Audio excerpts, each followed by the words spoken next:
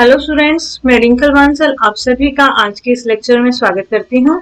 बच्चों, आज हम सेशन 2021-2022 के लिए स्टार्ट करने जा रहे हैं क्लास 12 अकाउंटेंसी और उसमें हम आज करेंगे बच्चों उसका first chapter number 1 non profit organisation के बारे में।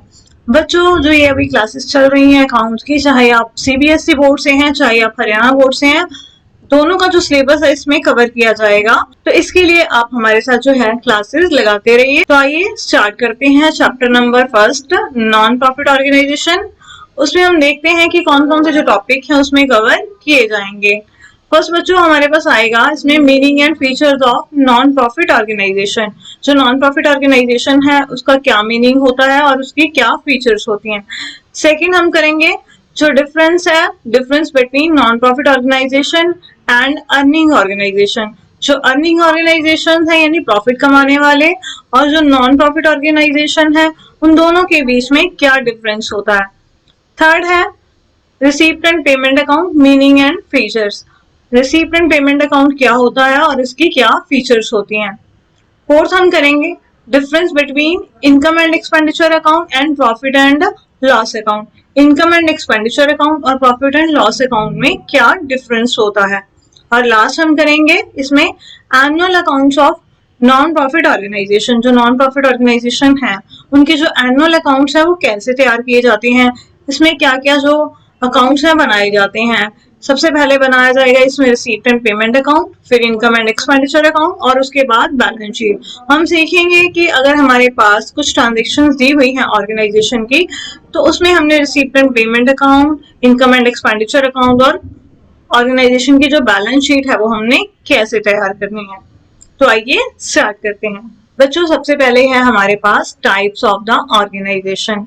जो ऑर्गेनाइजेशंस होते हैं यानी जो संस्थाएं होती हैं वो कितने प्रकार की होती हैं। बच्चों, वो सबसे पहले हमारे पास दो प्रकार की होती हैं। फर्स्ट है प्रॉफिट अर्निंग ऑर्गेनाइजेशंस, जिनका जो मेन प्रॉफिट होता है प्रॉफिट कमाना होता है, जिसके बारे में हमने क्लास 11 में पहले पढ़ लिया है।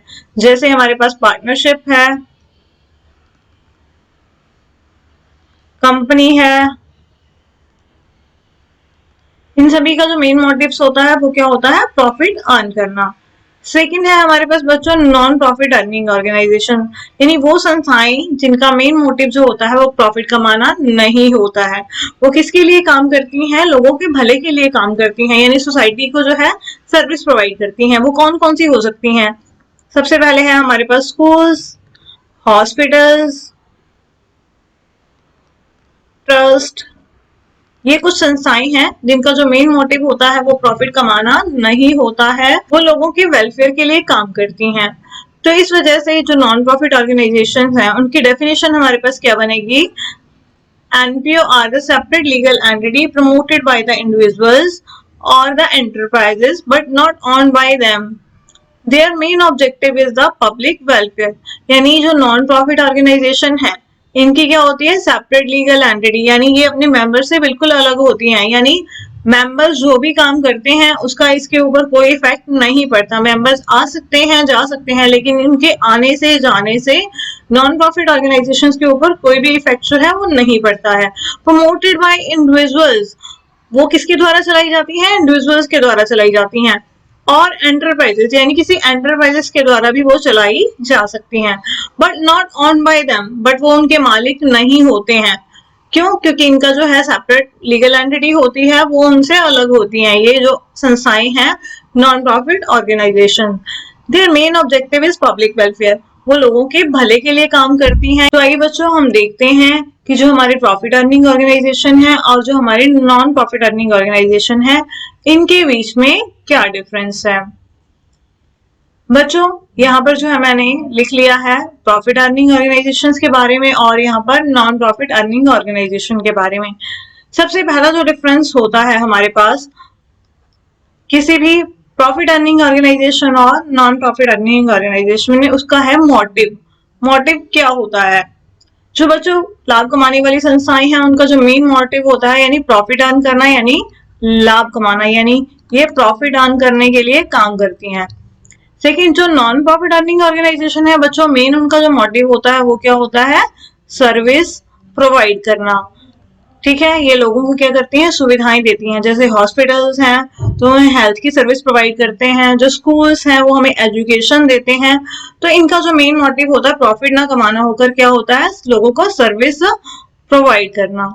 उसके बाद है कैपिटल वर्सेस कैपिटल फंड। बच्चों, जो प्रॉफिट अर्निंग ऑर्गेनाइजेशन होते हैं हमारे पास, वो क्या करते हैं, अपना कौन सा अकाउंट बनाते हैं, कैपिटल अकाउंट।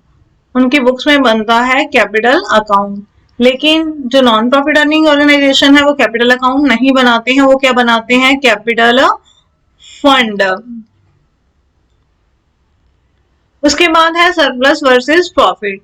जो बच्चों प्रॉफिट कमाने वाली संस्थाएं हैं, उनके जो इनकम होती है और उनके जो एक्सपेंडिचर होते हैं उसका जो डिफरेंस होता है वो क्या कहलाता है, प्रॉफिट या लॉस। यानी अगर इनकम ज्यादा है एक्सपेंडिचर से तो वो क्या कहलाएगा, प्रॉफिट। अगर इनकम कम है एक्सपेंडिचर से तो वो क्या कहलाएगा, लॉस। लेकिन जो नॉन प्रॉफिट अर्निंग ऑर्गेनाइजेशन है बच्चों, उनका क्या होता है, अगर उनकी जो इनकम है उनके एक्सपेंडिचर से ज्यादा है तो उसे क्या बोला जाता है, सरप्लस। अगर इनकम एक्सपेंडिचर से कम है तो उसे क्या बोला जाता है, डेफिसिट। नेक्स्ट डिफरेंस है हमारे पास डिस्ट्रीब्यूशन ओवर द प्रॉफिट। जो बच्चों प्रॉफिट अर्न करने वाली संस्थाएं होती हैं वो क्या करती हैं, उनके जो प्रॉफिट्स होते हैं वो अपने मेंबर्स में क्या करती हैं, डिस्ट्रीब्यूट करती हैं, बांट देती हैं एज ए डिविडेंड। अगर सोल प्रोप्राइटरशिप है तो वैसे ही अपने जो प्रॉफिट्स है वो ले लेता है, यानी ये डिस्ट्रीब्यूट करती हैं प्रॉफिट्स को। लेकिन जो नॉन प्रॉफिट अर्निंग ऑर्गेनाइजेशन होते हैं बच्चों, वो अपने प्रॉफिट्स जो है कभी भी डिस्ट्रीब्यूट नहीं करते हैं, उनके प्रॉफिट्स को इसके मेंबर्स में नहीं बांटा जाता है। लास्ट डिफरेंस है हमारे पास एनुअल अकाउंट्स। बच्चों, जो प्रॉफिट कमाने वाली संस्थाएं हैं उनके जो फाइनल अकाउंट्स जो तैयार किए जाते हैं उसमें क्या क्या बनाया जाता है, हमने क्लास 11 में सीखा था। सबसे पहले बनाया जाता है उनका ट्रेडिंग अकाउंट, उसके बाद है प्रॉफिट एंड लॉस अकाउंट बनाया जाता है उनकी बुक्स में साल के एंड में, और लास्ट क्या बनाई जाती है, उनकी बैलेंस शीट। अब बात करते हैं हम नॉन प्रॉफिट अर्निंग ऑर्गेनाइजेशन के बारे में। बच्चों, वो कौन कौन से जो फाइनल अकाउंट्स है वो प्रिपेयर करते हैं। सबसे पहले है receipt and payment account. Second इनके द्वारा बनाया जाता है income and expenditure account. Third क्या बनाई जाती है इनकी बुक्स में, बैलेंस शीट। अब ये receipt and payment account, income and expenditure account और जो बैलेंस शीट है ये कैसे बनाई जाती है, उसको बनाने के लिए क्या रूल्स जो है वो फॉलो किए जाते हैं, वो आगे जाकर इसी चैप्टर में हम डिटेल में पढ़ेंगे। बच्चों, नेक्स्ट हम स्टार्ट करते हैं features of the non profit organisation. जो नॉन प्रॉफिट ऑर्गेनाइजेशंस हैं उनकी क्या फीचर्स होती हैं, या उनकी क्या विशेषताएं होती हैं, या उनकी क्या कैरेक्टरिस्टिक्स होती हैं। बच्चों, इनकी जो सबसे पहली कैरेक्टरिस्टिक है हमारे पास वो है सर्विस मोटिव। जो बच्चों नॉन प्रॉफिट ऑर्गेनाइजेशंस होते हैं उनका जो मेन मोटिव होता है वो प्रॉफिट कमाना नहीं होता है। उनका मेन मोटिव होता है वो क्या होता है, लोगों को सर्विस प्रोवाइड करना। जैसे स्कूल्स है, स्कूल हमें एजुकेशन प्रोवाइड करते हैं, जो हॉस्पिटल्स है वो हमें हेल्थ से रिलेटेड जो सर्विस है वो प्रोवाइड करते हैं। तो इनका जो मेन मोटिव होता है वो होता है लोगों का वेलफेयर, यानी पब्लिक वेलफेयर के लिए जो ये संस्थाएं हैं वो काम करती हैं। बच्चों, सेकंड फीचर है हमारे पास नॉन प्रॉफिट ऑर्गेनाइजेशन की, वो है सेपरेट एंटिटी। बच्चों, जो एनपीओस होते हैं और उसके जो मेंबर्स होते हैं, एनपीओ अपने मेंबर से क्या होते हैं, बिल्कुल अलग होते हैं, सेपरेट होते हैं। मेंबर्स आ सकते हैं, जा सकते हैं, उनके आने और जाने से इसके ऊपर कोई इफेक्ट नहीं पड़ता है। इनकी जो एंटिटी होती है वो बिल्कुल सेपरेट होती है, मेंबर चाहे आए चाहे जाएं, उसका इसके ऊपर कोई इफेक्ट नहीं पड़ता है। बस जो थर्ड फीचर है हमारे पास नॉन प्रॉफिट ऑर्गेनाइजेशन की वो है फॉर्म। फॉर्म का मतलब है प्रारूप, यानी जो ये नॉन प्रॉफिट ऑर्गेनाइजेशंस होते हैं वो किस फॉर्म में होते हैं। बच्चों, या तो ये होते हैं हमारे पास चैरिटेबल ट्रस्ट। चैरिटेबल ट्रस्ट यानी जो डोनेशन से जो है वो अपना काम चलाते हैं, मतलब इनकी जो मेन इनकम होती है उनका जो सोर्स होता है वो क्या होती है, चैरिटी और डोनेशन। और ये हो सकते हैं सोसाइटी की फॉर्म में भी हो सकते हैं, यानी जो नॉन प्रॉफिट ऑर्गेनाइजेशन होते हैं बच्चों वो हमारे पास क्या हो सकते हैं, चैरिटेबल ट्रस्ट की फॉर्म में हो सकते हैं और सोसाइटी की फॉर्म में हो सकते हैं।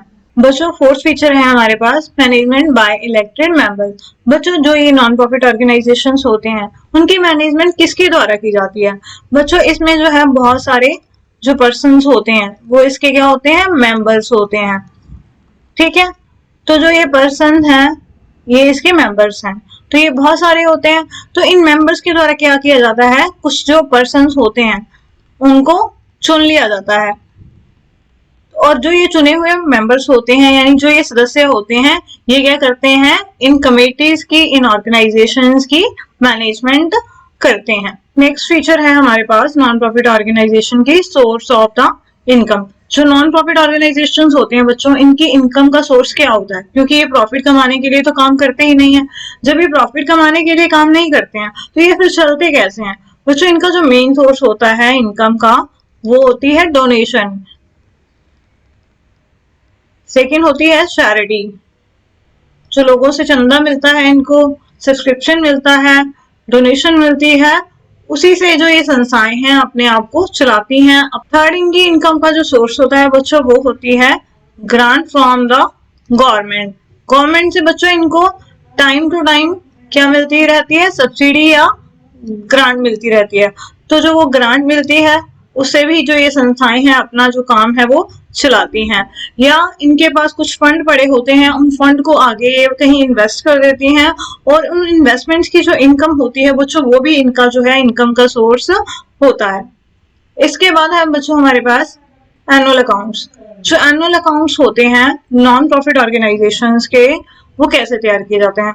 बच्चों जो इनके अकाउंट्स हैं सबसे पहले वो बिल्कुल प्रॉपर तरीके से तैयार किए जाते हैं, और उसमें किन किन अकाउंट्स को शामिल किया जाता है? सबसे पहले बनाया जाता है रिसीप्ट एंड पेमेंट अकाउंट।